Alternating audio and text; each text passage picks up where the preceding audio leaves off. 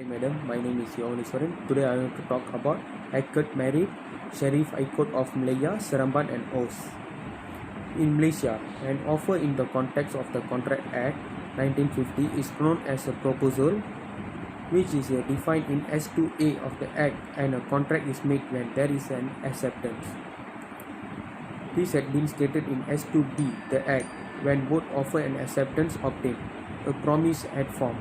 According to S2E of the Act, every promise and every set of promise forming the consideration for each other is an agreement, and by referring to S2H of the Act, agreement enforcement by law is a contract.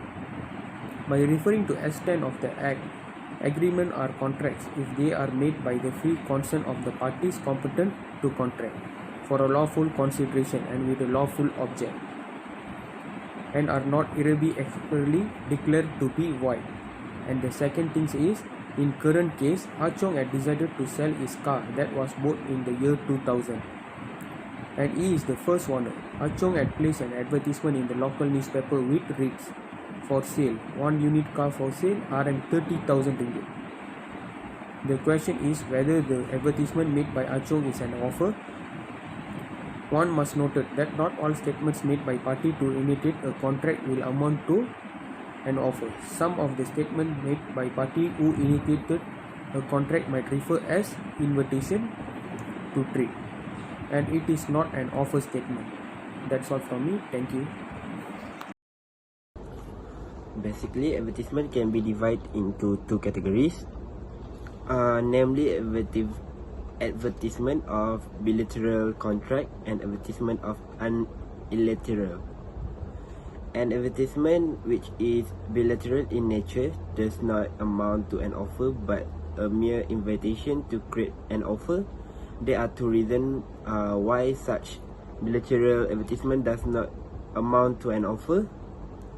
Firstly, it may lead to further bargaining, and secondly, that the seller of the goods may make sure whether the purchaser has the ability to pay the price of the goods before entering into the contract. The principle has been explained in Patrick v. Crittenden, 1968, W1 WLR 1204, and Granger and Son v. Gulf, 1896, AC 325, whereby in Partridge case, the appellant had placed an advertisement in the newspaper stating that he has some birds to sell. The issue here is whether such advertisement amount to an offer or an invitation to trade. It was held by the Court of Appeal that an advertisement which is bilateral in nature does not amount to an offer but only mere invitation to create an offer. An advertisement which is unilateral in nature, which clearly states the price or reward, has been held by the common law to be an offer and is enforceable in court of law. In Carlyle case, the defendant advertised in a newspaper promising a reward of 100 ringgit deposit in the bank for anyone who could not recover from influenza after consuming the medicine manufactured by the defendant company. The court in this case held that such an advertisement constitute an offer since the defendant had indicated his intention clearly in the advertisement. Whether a statement made is an offer or invitation to trade depends on the intention of the party making statement and the manner in which the person or person to whom it made. Hi, I'm Amira Edlin Arazi. I'm taking in Diploma in Management. Today I want to present about the Akad Marine. So, by the supporter of the above authorities, such advertisement made by the Achong is an invitation to trade, not an offer. Therefore, although Mutu accepted the purchase price of the car for 30,000 by calling Achong directly, there is no contract forbidding Mutu and Achong. By calling Achong, Mutu is merely making an offer to Achong, and it depends on Achong to accept the offer or refuse it. Such communication of Mutu via calling Achong is amount to asynchronous communication. Communication of offer made by Mutu is complete when such communication come into knowledge of Achong. And of the by calling Achong, communication of offer by Mutu is completed. And now it depends on Achong to accept the offer. If Achong wants to accept the offer, Achong should communicate such acceptance to Mutu according to of the yet. So that's all from me. Thank you. Hi madam, my name is Shamita. Today I'm going to explain about Achong's second buyer. Achong offered to sell the vehicle to his ex-colleague, that is Ali. Ali sent an email for a reduced price of 28,000 and Ali agrees to purchase the vehicle on condition that it be given a new coat of paintwork. In Achong's case, Achong had made an offer to sell his car via an email to Ali. According to S7, the acceptancy must be unqualified, and in case of Law Kadhi b. Muhammad Isa 1963 MLJ 165, the court holds that acceptancy must be absolute and unqualified. Hence, when Achong made an offer to Ali to buy the car, Ali should make an unqualified and absolute acceptancy. However, Ali had made a conditional acceptancy whereby Ali agrees to purchase the vehicle but on condition that it is given a new coat of paintwork. In case of Tan Chi Ho and Anov B. Ramjetmal Punjabi 1986 to MLJ 31, in delivering the judgment, V. Chong Chin CJ referred to Volume 7 Habsburg's Law of England 3rd ed. at page 75, which states that in order to constitute acceptance, the assent to the terms of an offer must be absolute and unqualified. If the acceptance is conditional or any fresh term is introduced by the person to whom the offer is made, his expressions of assent amounts to a counter offer, which in turn requires to be expected by the person who made the offer. To be accepted by the person who made the original offer. According to the above authorities, the offerer must unreservedly assent to the exact terms proposed by the offer.